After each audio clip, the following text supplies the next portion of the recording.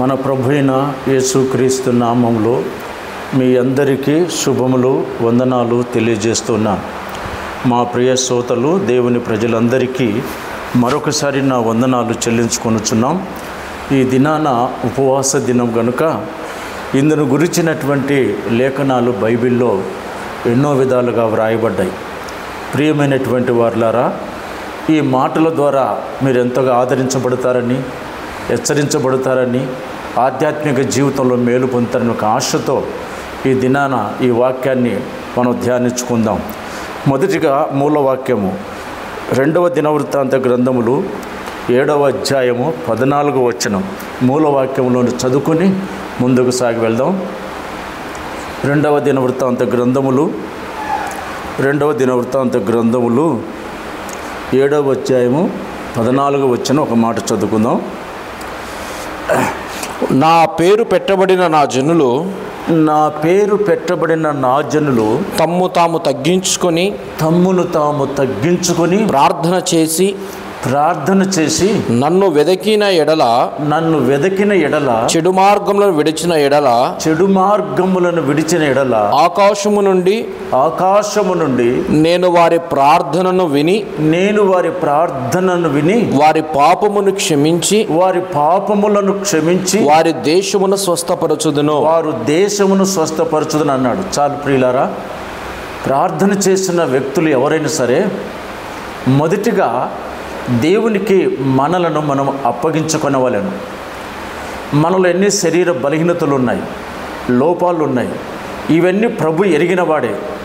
ఆయన ఎదుట మనం ఎట్లా ప్రార్థన చేయాలంటే, నువ్వు ఉపవాసం లేకపోయినా ఎలాగో ప్రార్థన చేయాలంటే వాక్యం చెప్తుంది, నా పేరు పెట్టబడిన నా ప్రజలు మొట్టమొదటిగా చేయవలసిన పని అంటే ప్రార్థన పరులు.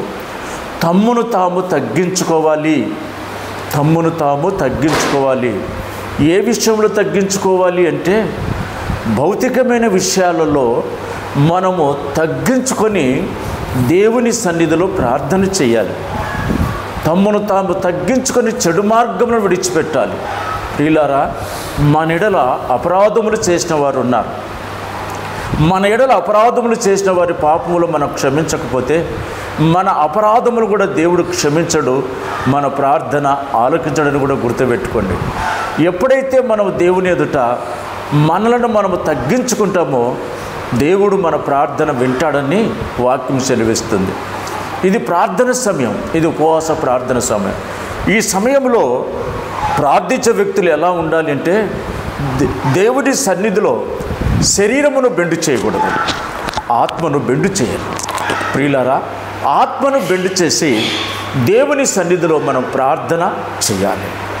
శరీర బలహీనతలు ఉన్నాయి, కానీ మనం దేవుని ఎదుట బెండు చేయవలసింది ఆత్మను బెండు చేయాలి. అప్పుడు మనలో ఉన్నటువంటి ప్రతి లోపాన్ని దేవుడు క్షమించి మనం చేస్తున్న ప్రార్థన మీద ఆయన దృష్టి ఉంచుతుంది. అందుకే బైబిల్ సెలవిస్తుంది కదా, నీతిమంతుల ప్రార్థన వైపు నా చెవులు, వారి ప్రార్థన వైపు నా కనులు అని లేఖనములు సెలవిచ్చినాయి.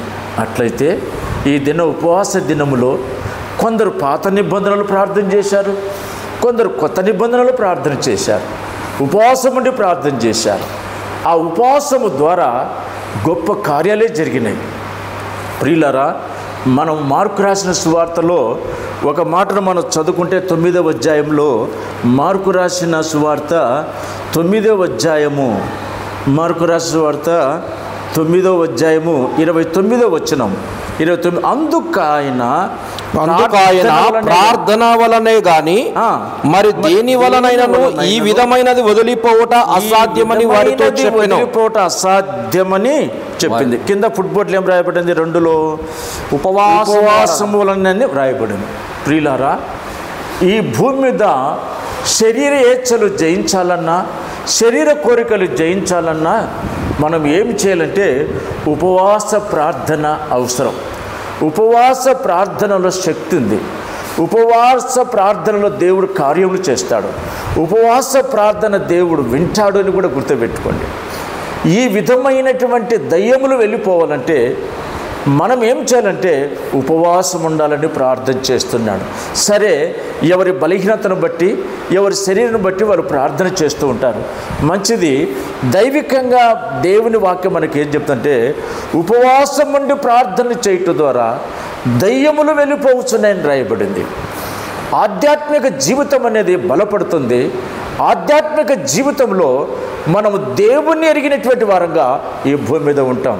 అందుకే అపోస్తలుడైన పౌలు అన్నాడు కదా, అందరికీ బోధించి నేనే భ్రష్టుడైపోదునమని నా శరీరమును నేను నలగొట్టుకొనుచున్నాను అన్నాడు. ఏం నలగొట్టుకొనుచున్నా అంటే దీనికి నీళ్లు పెట్టడు, ఆహారం పెట్టడు కదా, ఏం పెట్టడు అంటే ఉపవాస ప్రార్థన. ఉపవాస ప్రార్థన. ఈ దినాన ఉపవాస ప్రార్థన గురించి కొన్ని విషయాలు బైబిల్ గ్రంథంలో పాత నిబంధనలలో భక్తులు చేసిన ప్రార్థన మీకు తెలియజేయుచున్నాను. ద్వితీయోపదేశకాండం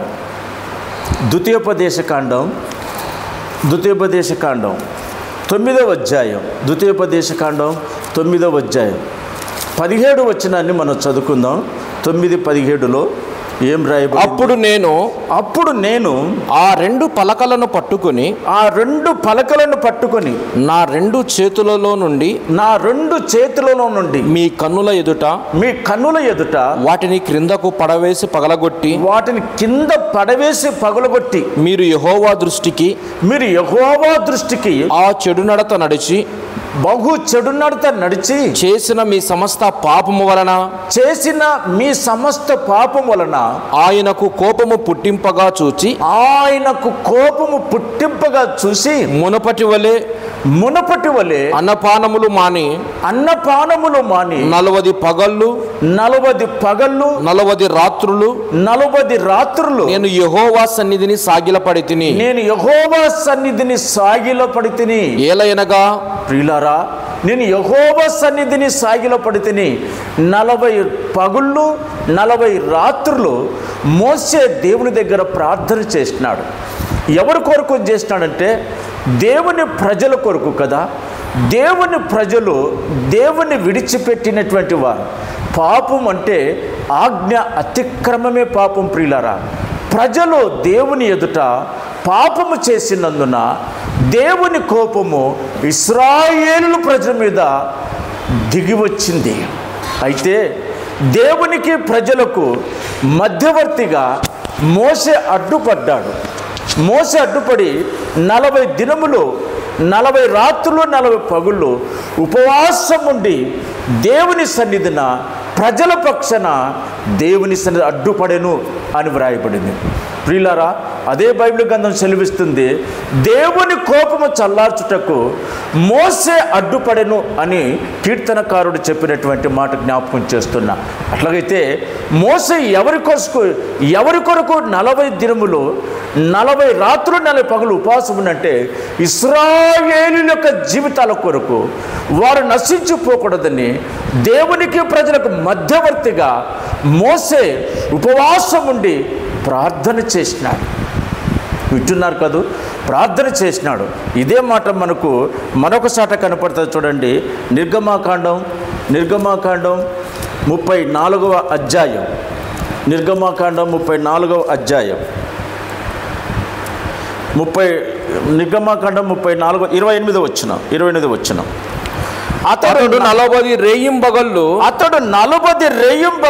యెహోవాతో కూడా అక్కడ నుండెను. అతడు భోజనము చేయలేదు, నీళ్లు త్రాగలేదు. అంతలో ఆయన ఆ నిబంధన వాక్యములను అనగా 10 ఆజ్ఞలను ఆ పలకల మీద వ్రాసను. దేవునికి స్తోత్రము కలుగును గాక. ఇక్కడ కూడా అదే మాట ప్రస్తావించినట్టుగా బైబిల్ చెప్తుంది. అతడు 40 రేయింబగళ్ళు యెహోవాతో కూడా అక్కడ నుండెను. అతడు భోజనము చేయలేదు, నీళ్లు త్రాగలేదు. అతడు నీళ్లు త్రాగలేదు. కారణం ఎవరి కోసం అంటే, పాపం చేసింది ఇశ్రాయేలు ప్రజలు. దేవుని కోపం ఇశ్రాయేలు ప్రజల మీదకి రావాలి, కానీ ప్రజలకు దేవునికి మధ్యవర్తిగా మోసే ఇశ్రాయేలు పాపం కోసం 40 రాత్రులు 40 పగుళ్ళు కదా ఇక్కడ వాక్యం చెప్పిందంటే అతడు భోజనము చేయలేదు, నీళ్లు తాగలేదు.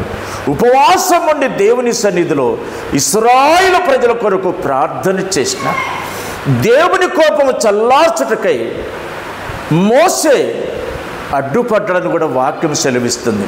ప్రియులారా, ఉపవాసం అనేది మన దేహమును ఆయత్తుపరుచుకున్నట్టు కాదు, కానీ మన దేహమునకు నీళ్లు పెట్టకూడదు, భోజనం పెట్టకూడదు. ఎందుకంటే ఇది మన మాట వినదు, శరీరము మన మాట వినదు. అందుకే అపోస్తలుడైన పౌలు అన్నాడు కదా, నా శరీరమును నేను నలగొట్టుకొనుచున్నాను అన్నాడు. ఉపవాస ప్రార్థన అద్భుతమైన కార్యాలు చేస్తుంది. ఉపవాస ప్రార్థన నీవు కోరిన కోరిక నెరవేరుస్తుంది. ఉపవాస ప్రార్థన నీ కార్యములు సఫలం చేస్తుంది. ఈ సంగతిని మర్చిపోవద్దండి. ఏం చెప్తుందంటే మరొకసారి చదువుతాం మాట 28వ వచనం. అతడు 40 రేయింబగళ్ళు యెహోవాతో కూడా అక్కడ నుండెను. యెహోవాతో కూడా అక్కడ ఉండెను. అతడు భోజనము చేయలేదు, నీళ్లు త్రాగలేదు. ప్రియులారా, ఉపవాస ప్రార్థన ద్వారా గొప్ప కార్యములు జరిగినాయి.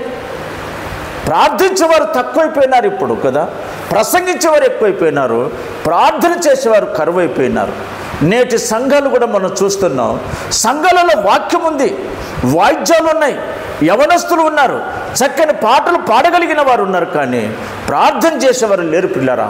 అందుకోసమే సంఘాలలో ఉద్యమం లేదు, సంఘాలలో సమాధానం లేదు, సంఘాలలో నెమ్మది లేకపోవడం కారణం ఏంటంటే సంఘములలో ప్రార్థన లేదు, వ్యక్తిగత జీవితంలో ప్రార్థన లేదు, కుటుంబంలో ప్రార్థన లేదు. ప్రియులారా, అంటే మనిషి దేవుని క్రమాన్ని తప్పించటం వలన అనేక విధాలుగా కుటుంబం, సంఘ వ్యవస్థలు పడిపోవడానికి కారణం అయిపోయింది. ఎంత మంచి మాట! ఎస్తేరు రాసిన గ్రంథములో చూడండి, ఒక మాట మనకేం కనపడుతుందంటే, ఎస్తేరు రాసిన గ్రంథం, ఎస్తేరు రాసిన అధ్యాయం 4వ అధ్యాయం 16వ వచనం ఒక మాట చదవండి. 4:16. నీవు పోయి షూషానునందు కనబడిన యూదులందరినీ సమాజ మందిరమునకు సమకూర్చి నా నిమిత్తం ఉపవాసముండి 3 దినములు అన్నపానములు చేయకుండుడి. నేనును నా పనికెత్తులను కూడా ఉపవాసముందుము ప్రవేశించుట న్యాయ వ్యతిరేకముగా నున్నను నేను రాజునొద్దకు ప్రవేశించదను, నేను నశించిన అటువలనే మొర్దెకై బయలుదేరి ఎస్తేరు తనకు ఆజ్ఞాపించిన ఎంతటి ప్రకారం జరిగించను. దేవునికి స్తోత్రం కలుగును గాక. ప్రియులారా, యూదులు గొప్ప ప్రమాదములో ఉన్నారు కదా. హామాను యొక్క కుట్ర ద్వారా యూదులకు నష్టం జరగబోతుంది. యూదులకు నష్టం జరగకుండా మర్దుకై ప్రయాసపడుతున్నాడు. అవునా? మర్దుకై యూదుడు ప్రియులారా, ఎవరికి తల వంచేటడు కాదు, ఒక్క దేవునికి మాత్రమే తల వంచేటడు యూదుడు. అవునా? మర్దుకై అలాగూ దేవుని సన్నిధిలో మంచి ప్రార్థన జీవితం కలిగినటువంటి వాడు. హామాను చేసిన కుట్ర దాన్ని తిప్పికొట్టాలంటే ప్రార్థన అవసరం. ఎటువంటి ప్రార్థన అంటే ఉపవాస ప్రార్థన. ఎంత మంచి మాట చెప్తుంది ఉపవాస ప్రార్థన. ఎస్తేరు చెప్పిన మాట వినండి. నీవు పోయి షూషానునందు కనపడిన యూదులందరి సమాజమందరం సమకూర్చి నా నిమిత్తం ఉపవాసం ఉండి 3 దినములు అన్నపానములు చేయకుండుడి. వింటున్నారు కదా? 3 దినములు అన్నపానములు చేయకుండుడి. విడిచిపెట్టండి. శరీరము బలహీనమే కానీ ఆత్మ సిద్ధమేనండి. ఆత్మ ప్రార్థన చేయాలని సిద్ధపడుతుంది.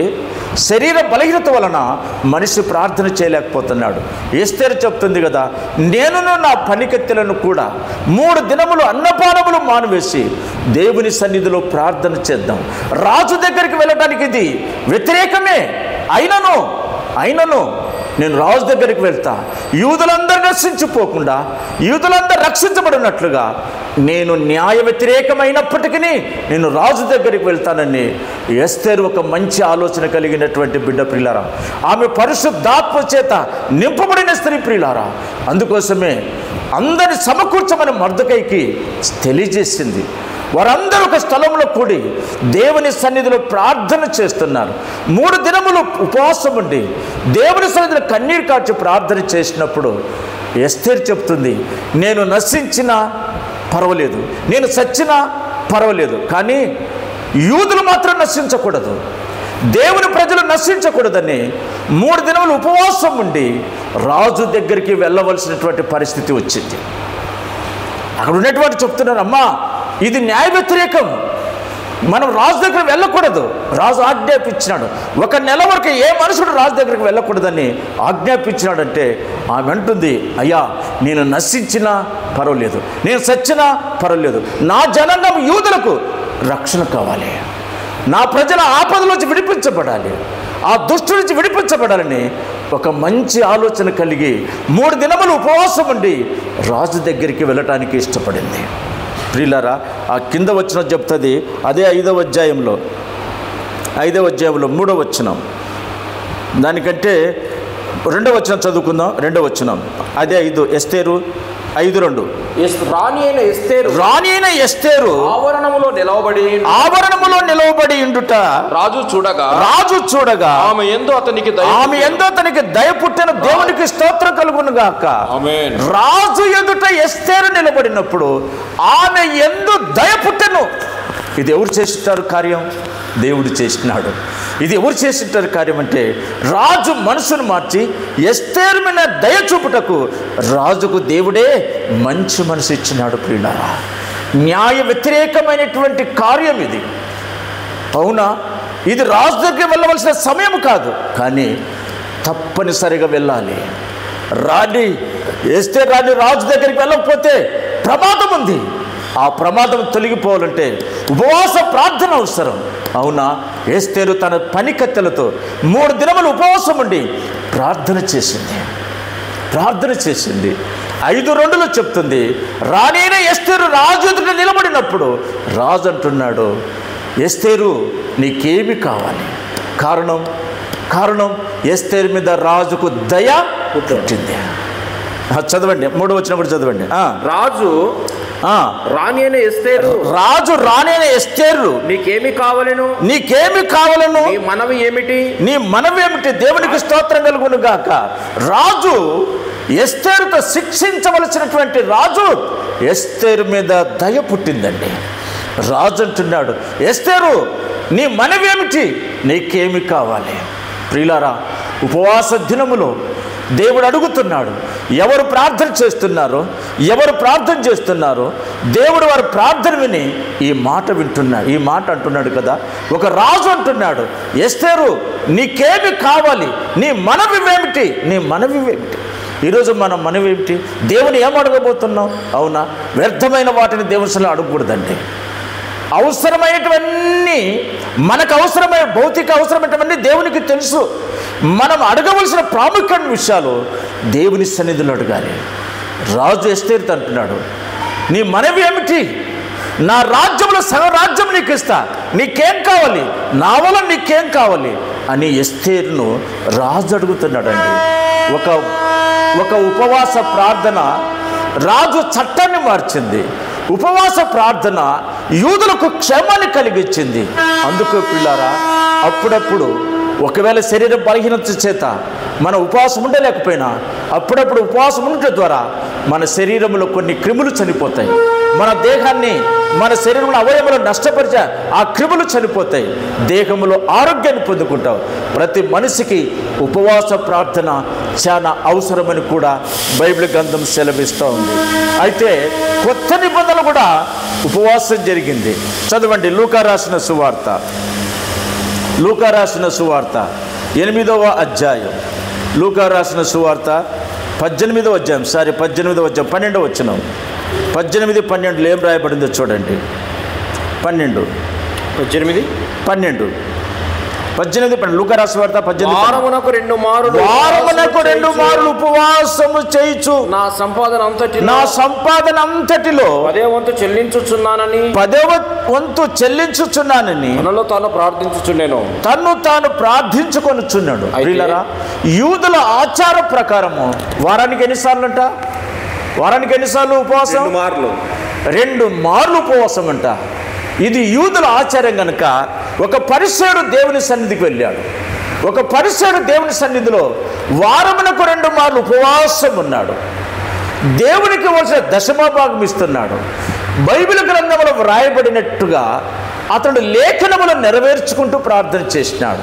అయితే వారమునకు 2 సార్లు ఉపవాసం ఉన్న పరిసయ్యుని యొక్క ప్రార్థన దేవుడు వినలేదా?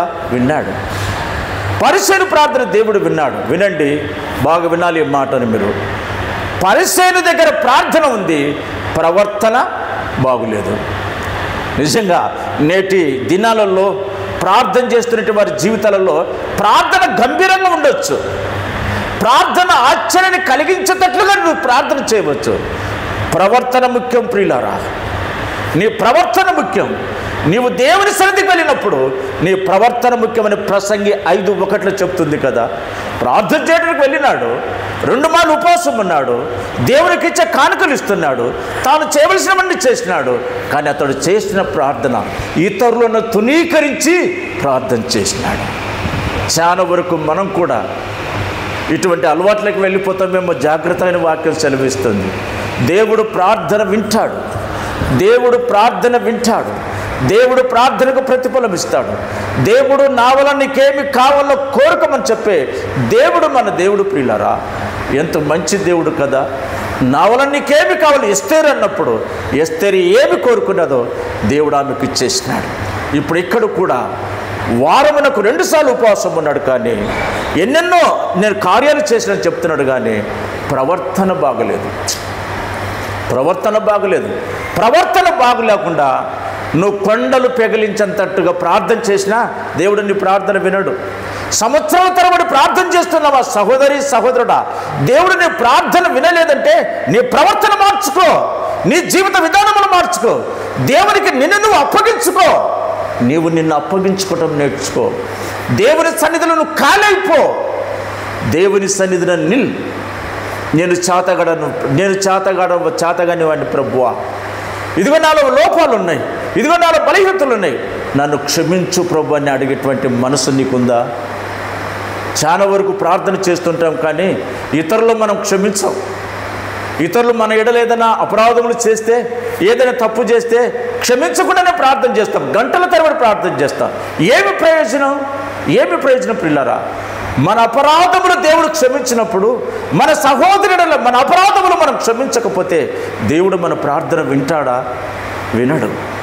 వినడంటే అందుకోసమే కొందరు దీర్ఘకాలపు ప్రార్థనలు చేస్తుంటారు, సంవత్సరాల తరబడి ప్రార్థన చేస్తుంటారు, ప్రయోజనం లేదే.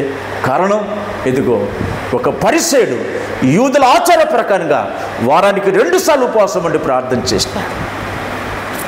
ప్రయోజనం లేదు, ప్రయోజనం లేదు. 14 వచనం చెప్తుంది. 14 వచనం, అదే అధ్యాయం 14 వచనం. అతని కంటే 14 వచనం, అతని కంటే 14 వచనం తర్వాత 13 వచనం చూస్తా. అయితే సుంకరి దూరముగా నిలుచుండి ఆకాశం వైపు కనులెత్తుటకైనను ధైర్యము చాలక రొమ్ము కొట్టుకొనుచు దేవా పాపినైన నన్ను కరుణించుమని పలికెను. అతని కంటే ఇతడు నీతిమంతుడుగా తీర్చబడెను. ఇంటికి వెళ్ళనని మీతో చెప్పుచున్నాను. అది దేవునికి స్తోత్రం కలుగును గాక. ప్రియులారా, ప్రార్థన లేదు, ప్రవర్తన బాగుంది. వింటున్నారు కదా? ప్రార్థన బాగులేదు, ప్రవర్తన బాగుంది. ప్రియులారా, దేవునికి కావాల్సింది మన పరివర్తన కావాలి. మన పరివర్తన బాగుండాలి. ప్రార్థన చేసే వ్యక్తులు ఎలాగ పడితే అలాగ ప్రార్థన చేస్తే దేవుడు వింటాడా? వినడు కదండి. అతనిలో ప్రార్థన లేదు, అతనిలో ప్రవర్తన బాగుంది. అందుకే దేవుడు సుంకరిని చూసి అతని ప్రార్థన విని ఇతడు నిజముగా నీతిమంతుడే తన ఇంటికి వెళ్ళాను. అతడు నీతిమంతుడు తన ఇంటికి వెళ్ళినాడు. వింటున్నారు కదూ? మరి అనేక మంది దైవ సేవకుల ద్వారా ఈ మాటలు విన్నటువంటి వారే, కానీ కొన్ని సందర్భాలలో దేవుడు ఎలాగ మాట్లాడతాడు ఎవరికీ తెలియదు. ప్రియులారా, ఈరోజు మిమ్మల్ని హెచ్చరిక చేస్తున్నాను. ఉపవాస ప్రార్థన అనేది మన జీవితాలకు, మన ఆధ్యాత్మిక జీవితానికి, మన పిల్లలకు, మన కుటుంబానికి క్షేమము కలిగిస్తుంది. క్షేమము కలిగిస్తుంది. ప్రార్థన వలన సమస్తము సాధ్యమే. ప్రార్థనకు మించిన సమస్య ఏది లేదు. వింటున్నారు కదూ? సమస్య గొప్పదా? దేవుడు గొప్పవాడంటే దేనికెళ్ళి చూస్తారు? మీకు వచ్చిన సమస్యకెళ్ళి చూస్తారా? మీకు కలిగిన రోగంకెళ్ళి చూస్తారా? మీరు కలిగిన బాధలకెళ్ళి చూస్తారా? మీరు కలిగిన ఆర్థిక ఇబ్బందులకెళ్ళి చూస్తారా? కానే కాదు. సమస్య గొప్పది కాదు.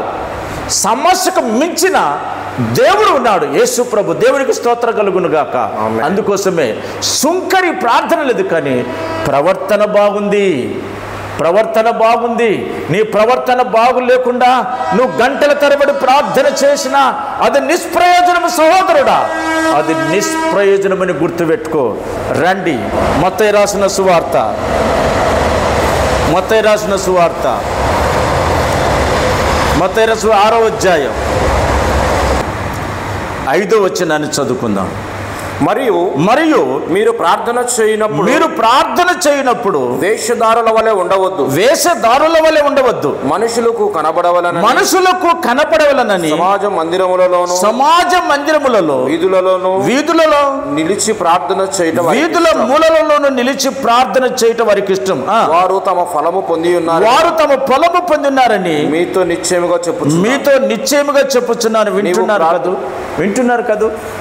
మన ప్రార్థన వేషధారణ. అవునా? మనుషులు చూడాలంటే కొందరు ప్రార్థనలు చేస్తుంటారు గంభీరంగా. ప్రియులారా, మన ప్రార్థన ఎవరు చూడాలి? దేవుడు చూడాలి. మన ప్రార్థన దేవుడు చూడాలి. మన ప్రార్థన దేవుడు చూసి మనకేమిస్తాడంటే ప్రతిఫలం ఇస్తాడు. దేవుడు మనకు ప్రతిఫలం ఇస్తాడు. ప్రార్థన అనేది వేటిని అడుగుచున్నామో అవి పొంది ఉన్నాము అని నమ్మండి అని ప్రభు కూడా చెప్పినాడు కదూ. ఉపవాస ప్రార్థన ముఖాన్ని వికారం చేసుకోమని కాదు. నేను ఉపవాసం ఉన్నానని అందరికి చెప్పటం కాదు. నేను ఉపవాసం ఉన్నానని బాటల్లో మజ్జిగ పోసుకొని తాగుతూ కదా, ఉపవాస ప్రార్థన కాదు అది. ప్రియులారా, దేవుని సన్నిధిలో సంతోషంగా సమాధానంగా ఉపవాస ప్రార్థన చేయాలి. అందుకే 6వ వచనం చెప్తుంది. ఏం చెప్తుందో చూడండి. నీవు ప్రార్థన చేయనప్పుడు నీ గదిలోనికి వెళ్ళి తలుపు వేసి రహస్యమందున్న నీ తండ్రికి ప్రార్థన చేయము. రహస్యమందున్న నీ తండ్రికి ప్రార్థన చేయము. ప్రియులారా, ఎవరికి మనం ప్రార్థన చేయాలా? పరలోకమందున్న మా తండ్రి. శిశువులు అడిగినారు, ప్రభువా మాకు ప్రార్థన నేర్పండి అన్నాడు. ఆయన నేర్పించాడు. ఈ విధంగా ప్రార్థన చేయండి, పరలోకమందున్న మా తండ్రి అన్నాడు. ఆ నేర్పించి మీ సహోదరులు మీ ఎడల చేసిన అపరాధములు క్షమించండి, అప్పుడు నేను కూడా మీ అపరాధములు క్షమిస్తానన్నాడు. ఈనాడు తోటి దైవ సేవకుని అపరాధములు క్షమించకుండా, తోటి సహోదరుని అపరాధములు క్షమించకుండా, తాళి కట్టిన భార్య అపరాధములు క్షమించకుండా మన ప్రార్థనలు గంటల తరబడి ప్రార్థన చేస్తాం. వింటున్నారు కాదు? గంటల తరబడి ప్రార్థన చేద్దాం, ప్రయోజనం లేదు, నిష్ప్రయోజనము. గుర్తుపెట్టుకోండి సహోదరులారా, దండం పెట్టి చెప్తున్నా, మన ప్రార్థన దేవుడు వినాలి. మన ప్రార్థన దేవుడు ఆలకించాలి. మన ప్రార్థన దేవుడు ఆలకించి మనకు ప్రతిఫలం ఇస్తాడండి. ఆయన మనకు ప్రతిఫలం ఇస్తాడు. రహస్యమందు చూచుచున్న మన తండ్రి మనకు ప్రతిఫలం ఇస్తాడు. నువ్వు వేషధారుల వలె ప్రార్థన చేయకూడదు. వేషధారుల ప్రార్థన దేవునికి ఇష్టం లేదు. వేషలు చేసిన ప్రార్థన దేవుడు వింటాడేమో, కానీ వేషధారులుగా ఉండకూడదు. ఇంకేం చెప్తుందో చూడండి. 7వ వచనం చూడండి. మరియు మీరు ప్రార్థన చేయనప్పుడు అన్యజనుల వలె వ్యర్థమైన మాటలు వచ్చిపోవద్దు. విస్తరించి మాట్లాడటం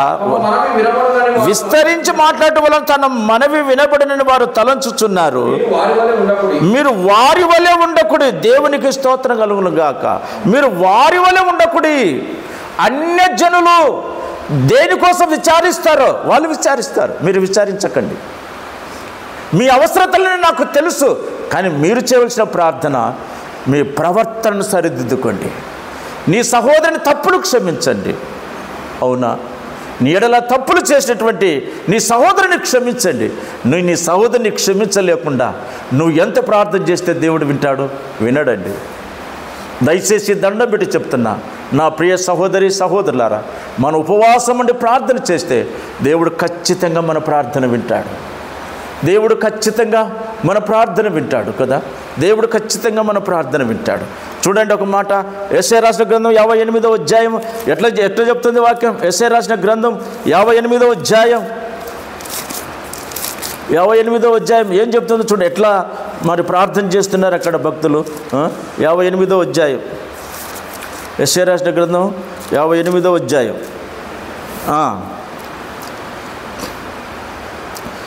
3వ వచనం చదవండి. మేము ఉపవాసం ఉండగా నువ్వెందుకు చూడవు? మేము మా ప్రాణములను ఆయాసపరుచుకొనగా నువ్వెందుకు లక్ష్య పెట్టవు అని అందరూ. మీ ఉపవాస దినమున మీరు మీ వ్యాపారం చేయుదురు, మీ పనివారి చేత మీరు కలహపడుచు వివాదము చేయుచు అన్యాయముగా గుద్దులాడుచు. చాలు, వాక్యం చూడ ఏం చెప్పిందో ప్రియులారా. మీరు అన్యాయంగా గుద్దులాడుచు ఉపవాస ప్రార్థన చేస్తారు. నాకు ఇష్టమా? నాకు ఇష్టం లేదు. అటు ఉపవాస ప్రార్థన నాకు ఇష్టం లేదు, నాకు ఇష్టం లేదు కదా. మీరు మేము ఉపవాసం ఉండగా నువ్వెందుకు చూడవు? మేము ప్రాణములు ఆయాసపరచుకునకుండా నువ్వెందుకు లక్ష్య పెట్టవని అందరూ. మీ ఉపవాస దినమున మీరు చేసే కార్యాలు ఏమిటి? మీ ప్రవర్తన ఏమిటి? మీరు ఎలాగొచ్చారు నా సన్నిధికి? ఎలాగో ప్రార్థన చేస్తున్నారు? ఒక్కసారి మిమ్మల్ని మీరు పరీక్షించుకోండి. దేవుని వాక్యం సెలవిస్తుంది. ఇంటికాడ కొట్లాడతాం, మందిరానికి వస్తాం, ప్రార్థన చేస్తాం. ఆ కొట్లాడిన వ్యక్తితో సమాధానం పడం, ఆ కొట్లాడిన వ్యక్తి అపరాధం క్షమించాం, కానీ ప్రార్థన మాత్రం చేస్తాం. పాపం చేస్తాం, ప్రార్థన చేస్తాం. ఇది దేవునికి నచ్చని పదం ప్రియులారా. అందుకోసమే ఉపవాస ప్రార్థన అనేది దేవునికి నీకు మధ్య ఎవరు ఉండకూడదు. దేవుడే నీకు మాట్లాడేవాడు, దేవుడే నీతో మాట్లాడతాడు. నీ ఉపవాస ప్రార్థన చేస్తున్నప్పుడు ఇంటికానుంచి సమాధానముగా రా. ఇంటికాంచి సమాధానం వచ్చి దేవుని సన్నిధిలో ప్రార్థన చేయి. దేవుడు ఖచ్చితంగా ప్రతిఫలమిస్తాడు. దేవుడు ఖచ్చితంగా ప్రతిఫలమిస్తాడు. వింటున్నారు కదా? ఒక మాట చెప్పి నేను ముగిస్తాను. మత్తయి రాసిన సువార్త 4వ అధ్యాయము 2వ వచనం ఒక మాట చదవండి. ఇక్కడ ఎవరు ప్రార్థన చేశారు? ఉపవాసం. రైట్, 40 దినములు 40 రాత్రులు ఉపవాసం ఉండిన పిమ్మట ఆయన ఆకలి కొనగా ఆయన శోధకుడు ఆయన వద్దకు వచ్చి, నీవు దేవుని కుమారుడవైతే ఈ రాళ్లను రొట్టెనగున్నట్లు ఆజ్ఞాపించమనెను. చాలు వినండి ఒక్క నిమిషం. దేవుని వాక్యం ఏం చెప్తుందంటే 40 దినములు రాత్రింబవళ్ళు ఉపవాసం ఉండినాడు. ఎవరు ఉపవాసం ఉన్నాడు? యేసు ప్రభు అండి, మనం కాదు. యేసు ప్రభు 40 దినములు రాత్రింబవళ్ళు ఉపవాసం ఉండినాడు. ఉపవాసం ఉండి 40 దినములు రాత్రింబవళ్ళు ముగించుకున్న తర్వాత శోధకుడు వచ్చినాడు. ఇప్పుడు 40 దినములు 40 రాత్రులు ఉపవాసం ఉన్న వ్యక్తికి ఏమవసరం? భోజనం అవసరం. 40 దినములు 40 పగులు ఉపవాసం ఉన్న వ్యక్తికి ఏమవసరం? భోజనం అవసరం. సాతాను మనిషికి అవసరతను ఎరిగినది. ఎరిగి 40 రోజులు కదా రాత్రి పగలు ఉపవాసం ఉన్నవే, ఈ రాళ్లను రొట్టెలుగా చెయ్యి. వింటున్నారు కదా? సాతాను మన అవసరత ఎరిగినది ప్రియులారా. సాతానుకు బాగా తెలుసు. మీరు అనుకుంటారేమో, సాతాను పొమ్మంటే పోదది, దానికి అన్నీ బాగా తెలుసు. నీ నాడు తెలుసు, అవునా? నీ నాడు ఎట్లున్నది కూడా దానికి తెలుసు ప్రియులారా. అందుకోసమే 40 రాత్రులు 40 పగులు ఉపవాసం ఉన్న వ్యక్తికి ఏం కావాలో అదే అక్కడ వాడింది. నువ్వు 40 దినములు ఉపవాసం ఉన్నావు కదా రాత్రి పగళ్ళు, నీకు భోజనం అవసరం కదా, ఈ రాళ్ళను రొట్టెలుగా చేయమనింది. ఇప్పుడు మీరు వినాలి. ఇప్పుడు యేసు ప్రభు అది చెప్పింది, సాతాను చెప్పింది. ఏం చెప్పింది? ఈ రాళ్ళను రొట్టెలుగా చేయమనింది. ఒకవేళ యేసు ప్రభు రాళ్ళను రొట్టెలుగా చేసినాడు అనుకో, దాన్ని ఏమంటారు? దాన్ని ఏమంటారండి? ఏమంటారు అంటే అప్పుడు సాతాను చెప్పినట్టు యేసు ప్రభు చేసినట్టు అవుతుంది. అంతే కదా? ప్రభు యొక్క అవసరతను సాతాను ఉపయోగించింది. కానీ సాతాను చెప్పింది రాళ్ళు రొట్టెలుగా చేయమని చెప్పింది. ప్రభు రొట్టెలుగా చేయలేడా? చేస్తాడండి. ఈ రాళ్ళ వలన అబ్రాహాముకు పిల్లలు పుట్టించగలడు అని వాక్యం సెలవిస్తుంది. రాళ్ళ రొట్టెలుగా చేయలేడా? చేస్తాడు. ఒకవేళ సాతాను చెప్పింది ప్రభు చేస్తగిన అప్పుడు సాతాను మాట విన్నట్టు అవుతుంది. అందుకే ప్రభు ఇంకొక వచ్చిన వాడినాడు. కింద ఏం చెబుతుంది? కింద చెప్పింది మనుషుడు అందుకైన మనుషుడు రొట్టె వలన మాత్రము కాదు గాని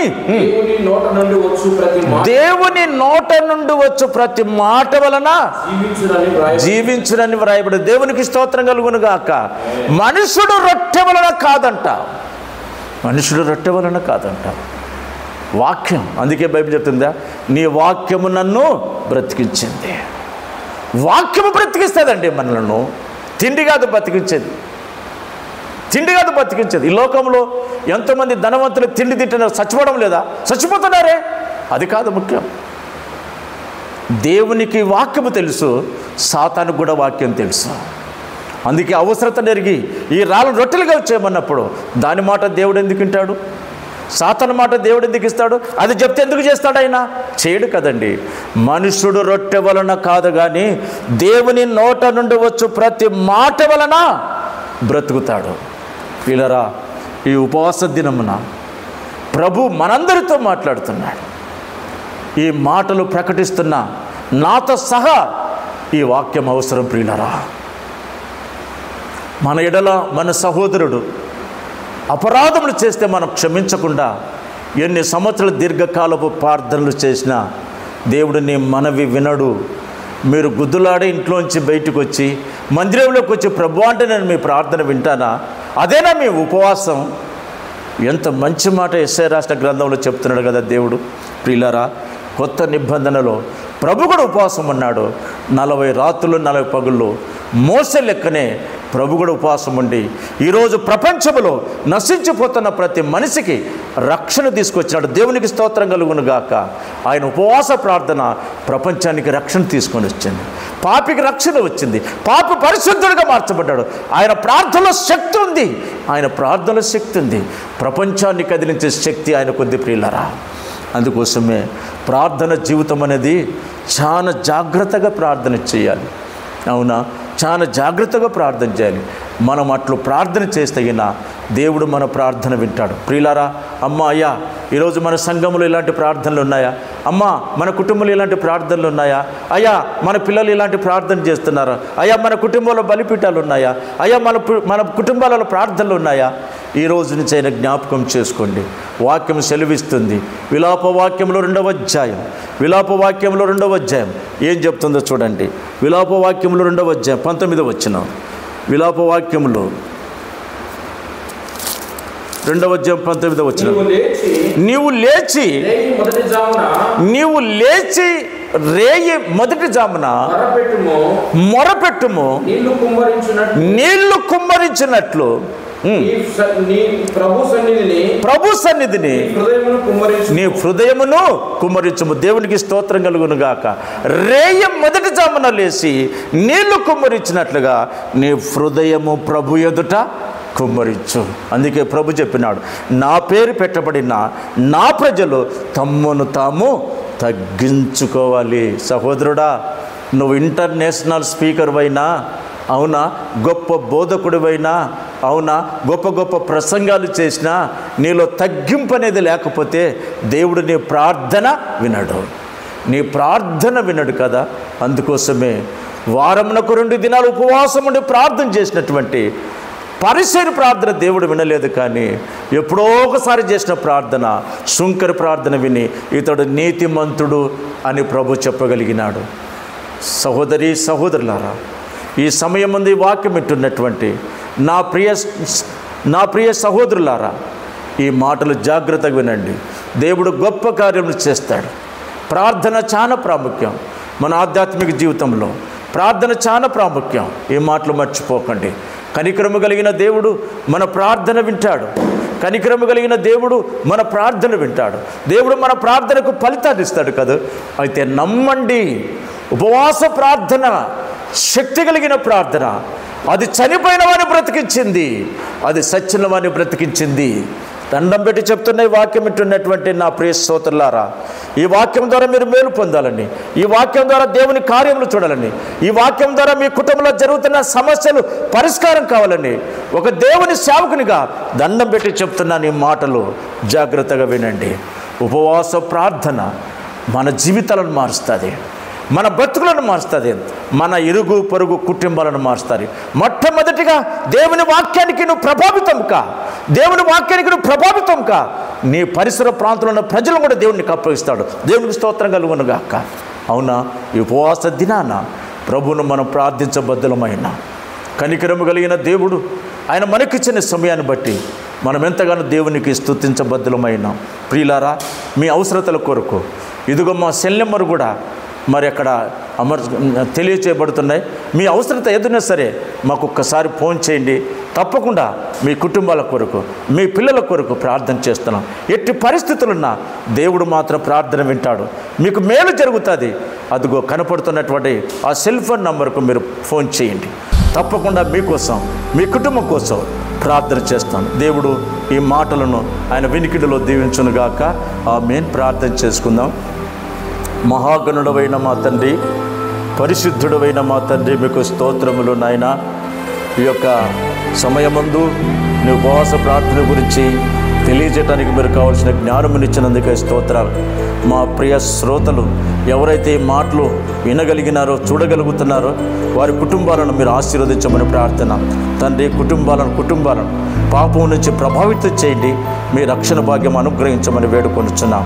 తండ్రి, విన్నవారికి క్షేమం కలుగునట్లుగా సహాయం చేయమని వేడుకొనుచు సమస్త మహిమ ఘనత ప్రభువులు ఆరోపించుకోమని యేసుక్రీస్తు నామములో ఈ ప్రార్థన సమర్పించి వేడుకొని పొందినాం తండ్రి. ఆమేన్. మన తండ్రి అయిన దేవుని ప్రేమ, కుమారుడైన యేసుక్రీస్తు కృప, పరిశుద్ధాత్మని సహవాసం ఇది మొదలుకొని ప్రభు రాకడ వరకు సదాకాలం మనందరికీ తోడైండును గాక. ఆమేన్. ఆమేన్. అందరికీ వందనాలు.